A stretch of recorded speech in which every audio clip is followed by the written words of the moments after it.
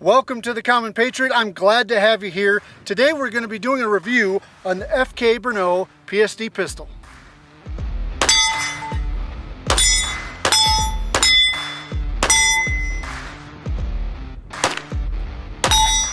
Here we have it, the BRNO PSD pistol. Now I've seen it be called the Personal Security Detail Pistol, but my information says that it's the Police Sport Defense Pistol. The PSD pistol is chambered in the potent FK 7.5 round, and this is a proprietary round from FK. It was designed for this pistol, and this one I'm shooting the 95 grain high terminal effect bullet when I get to some shooting here in a little bit. You're watching this video because you're into guns, and I have a product I think you're going to be interested in. That is the Sullivan Arms M-Lock 2-in-1 quick disconnect sling mount. This little accessory right here is packed with a lot of features. One, it has two different types of connections. It has the quick disconnect as well as a hook or a loop area if you have the snap-on type of connection on your sling. The other really neat feature is that sometimes you like your sling mount up close and other times you want it further up on the rifle, giving you a little bit different setup in how the gun sits or hangs on your body. I can already hear some of you questioning, all right, that's pretty cool, but how well does it stay on? There it is, it's snapped on. It's not going anywhere, but yet it simply comes off like that. I'm really liking the Sullivan Arms M-Lock 2 quick disconnect sling mount, and if you want to check it out or buy one, I'm going to put a link in the description below as well as a discount code. So go check them out and tell them the Common Patriot sent you. Let's get into some of the specs on the PSD pistol. The pistol is 9.05 inches long, 5.3 inches high, and 1.2 inches wide. Now, however, this is a very large pistol and it weighs in at 38.8 ounces. It is a fairly hefty piece of machinery right here. The bottom of the frame is a polymer with a steel slide. You can see that the slide is cut for optics, and I mounted a Vortex Venom on here just to try it out to see if it would match up with it, and it did. But I wasn't going to shoot it during the video today, so ultimately I put it on, saw that it worked, and then took it off. Now, one of the other cool things about the PSD pistol is it comes with an auxiliary barrel in 10mm and 40 Smith & Wesson. Now, the only thing you need to do in order to shoot 40 Smith & Wesson or 10mm is you need to change the barrel out, but you still use the same magazines. Now, you do get two all-steel magazines with the BRNO PSD pistol. When you're loading it with 7.5 and shooting the 7.5 in it, it holds 16 rounds, and they recommend in the 10mm and 40 cal, same magazine, to not load more than 10 rounds in that magazine. Otherwise, you could potentially damage the magazine. A few quick other things: the magazine is empty, drops out of the gun, really nice, really smooth. There is a lot of heft when it's in your hand, and it is not necessarily the prettiest gun out there on the market, but if it's a good tool and does what you need it to, who cares what it looks like?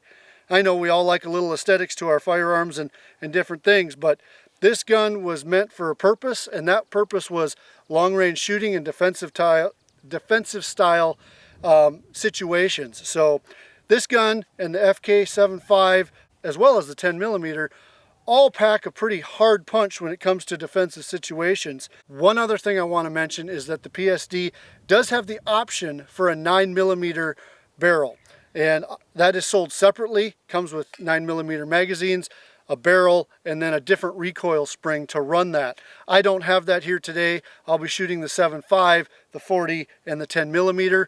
The PSD pistol does break down really easy for field stripping and or switching out the barrels, and it doesn't take much time at all to swap barrels if you want to go to your 10mm or your 40 Smith & Wesson. So let's break that down. Whether we're cleaning or changing the barrel, first thing, we take the magazine out. Then we're going to push these two little indents here together, or match them up, slide the safety up. That's going to allow me to push on the underside here, this part, the slide release up, and take that off. Then all I have to do is take the safety off, and the gun slides right apart just like that. There I have access to my recoil spring as well as the barrel. So to change the barrel out, I'm going to take the recoil spring off, pop this barrel out, swap this barrel back in, Replace the recoil spring.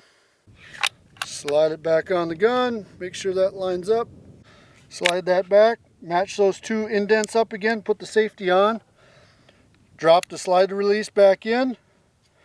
Sometimes you do have to wiggle it just a little bit.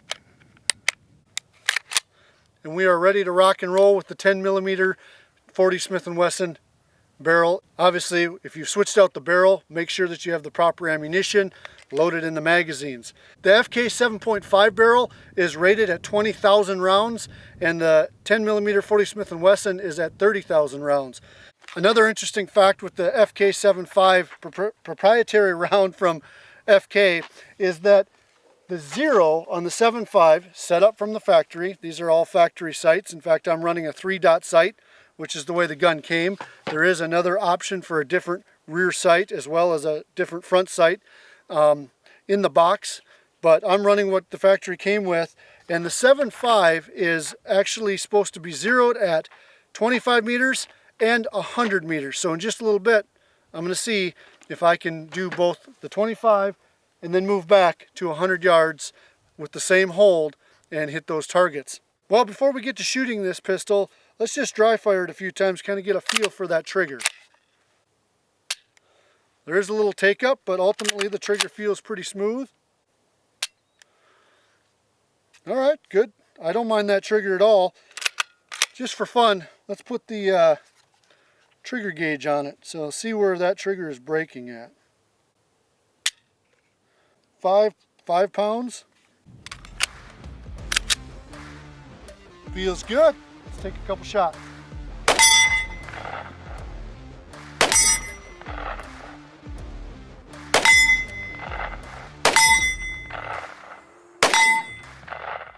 So not too bad. I was actually expecting a little bit more recoil. It's not a soft feeling gun per se, but with the potent round that you're shooting, recoil wasn't too bad. No worse than say a 40 cal or something like that. Actually, it has a lot of the similarities to a 40 cal in it's a little bit snappy. You can feel that snap when you're shooting it. My balloons are bouncing all over at the moment, but let's see if we can bring this gun out to 100 meters.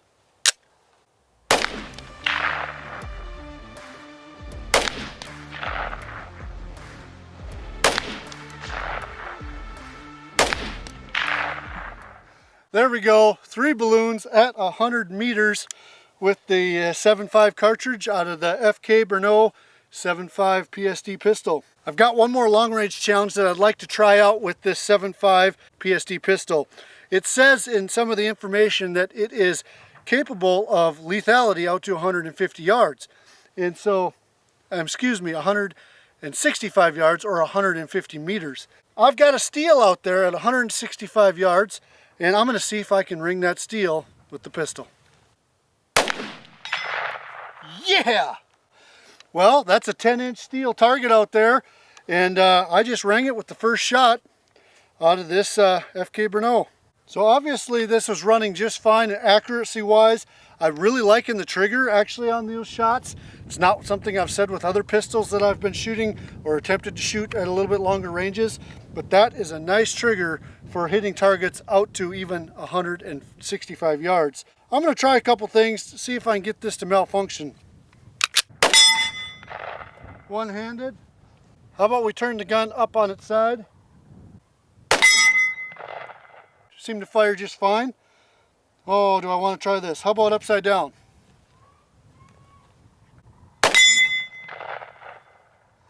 Works upside down. We can.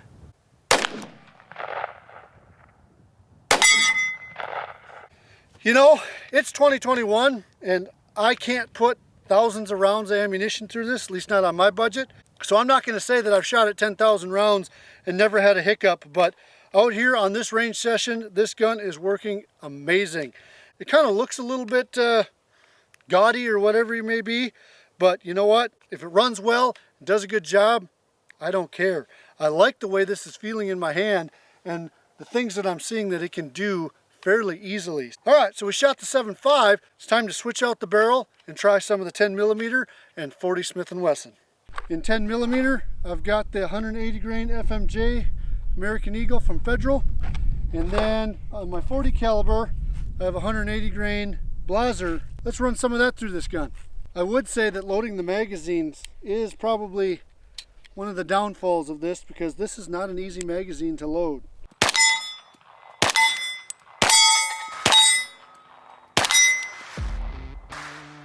There we go. That ingested the 40 Smith & Wesson flawlessly. Here we go, here's 10 millimeters.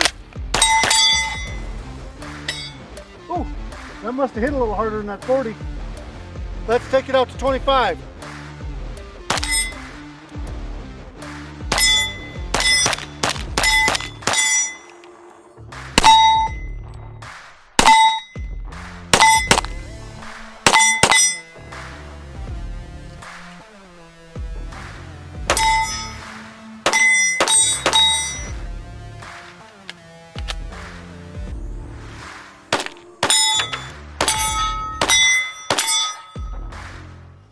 You know, here's my final thoughts. The more I shoot this pistol out here today, the more I really start to like it. I think some of its neat qualities is that you have the option of 3 different calibers that you can shoot, especially in a time where finding ammo of any kind can be difficult.